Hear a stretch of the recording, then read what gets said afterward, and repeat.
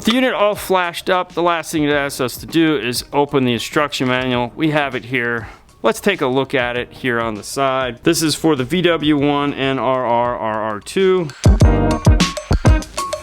As we scroll down, because this is the Taos, it's going to give us the how to remove your dash and get to all the spots on the vehicle we need to get to. Scrolling down, it shows us how to assemble the kit. Talks about any information that we might need to know about. In particular, this white plug with the gray yellow wire. This, as it turns out, is our stop-start bypass. In case I haven't mentioned it, this has stop-start memory. What that means is when you start up the car, you turn off your stop-start because it's annoying. Every time you turn on and off the car, it will remember the last position of the switch, so you don't have to do that.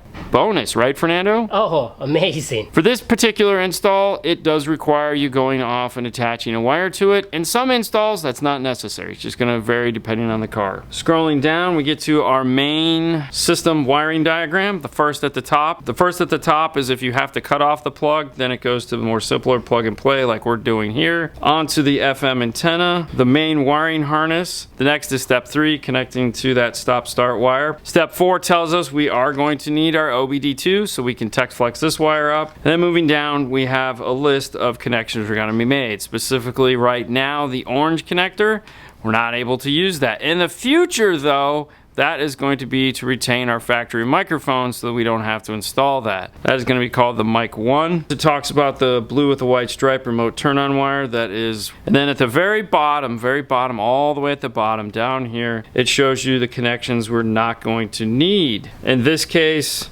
we are not going to need this aux to 3 pin. Where we could see that is right along the side here. It only shows the 1 connector. If it was going to need that aux connector, obviously it would show 2, and then this wouldn't be located at the bottom. It also shows the steering wheel controls and any other cables that come in the box that we're not going to need. If you scroll on to the next page, here's going to give you some more information about wiring, color, location that you may find useful. And the very last page is module diagnostic, aka troubleshooting. If something isn't working the way it's supposed to, it's going to be located here. The only cable that we're not going to be using that we were questioning is this one here, which is that black 6-pin connector. I am, however, going to save it because you never know, we might need it at some point one day. And I always like to have at least 1 or 2 extra cables of each kind in a box in my install bay. Now that we have all the instructions looked after, we do the final prep for the harness, getting the antenna adapter all set. To do that, use the thin JK tape to finish it off, put that matching blue heat shrink on it, and put a male end because the other end is a female end. The only connection we're going to be using for data is the 4-pin, and that is nice and long, which is designed to go along with our new harness. We're going to be needing that gray wire with a yellow stripe for our stop-start bypass, so we finished that off, and then at the very end put a little piece of shrink wrap. And then Fernando grabbed the OBD2 adapter while I wasn't looking and did the same thing, taped that all up with the thicker exterior JK tape. The last step in all of this is to attach it to our brain. The OBD2 harness is going to get run through the car, but that attaches to the harness here and not the brain, so this doesn't have to be dealt with at the moment. And then our gray wire with the yellow stripe attaches here next to the OBD2, this white plug, so this doesn't get attached to the brain. The antenna adapter also is not going to be getting attached to the brain, but we'll set that aside because it is getting attached to the harness. Grabbing the 4-plug end, match up the pin configuration. No 2 plug inputs are the same, so there's no way that you can get this wrong. I know there's a way you can get it wrong, but I'm hoping there's no way you can get it wrong. There's a green connector that goes into a green input. If you'll notice, there's other connectors here that are different colors. For this install, they don't matter. And then there's only one big connector here, and that finishes off that whole input. The last connection we need to make is our data to data connection, and that comes over here next to the green plug and goes into the black 4-pin connector over here. And what I like to do is pinch it into the back like this, and you can use any means you'd like to finish this harness up. Some people I know like to use the tape to put little rows of tape on it, kind of like the factory had it. That works. Flipping it around, grabbing our end here at the radio. This is where that backup camera can now be brought into the harness using zip ties, because if we need to, we can just remove those. And that's kind of like why I like to use zip ties in this application, is that anything I do here can quickly be removed and added back into the harness as needed. Now you don't have to go super close on the zip ties. They, you actually kind of want to keep them a farther apart. I sometimes get carried away. It's okay. But yeah, a good distance here is not bad because you want some flexibility in the cable itself. So just keep that in mind. Sometimes going a little heavy on these things is not the best idea. The other thing I'm not going to bring into the harness is the speaker wires. Because like I said, we're going to be changing those. So just keep my wires away from that.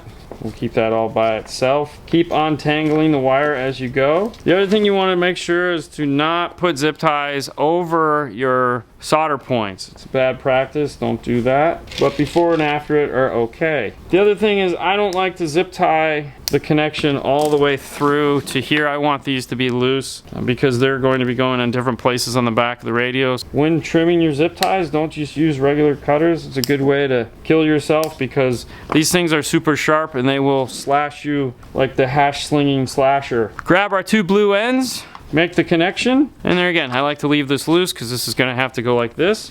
And there we go, our harness is all prepped and ready to get into our Taos lab of Fernando's.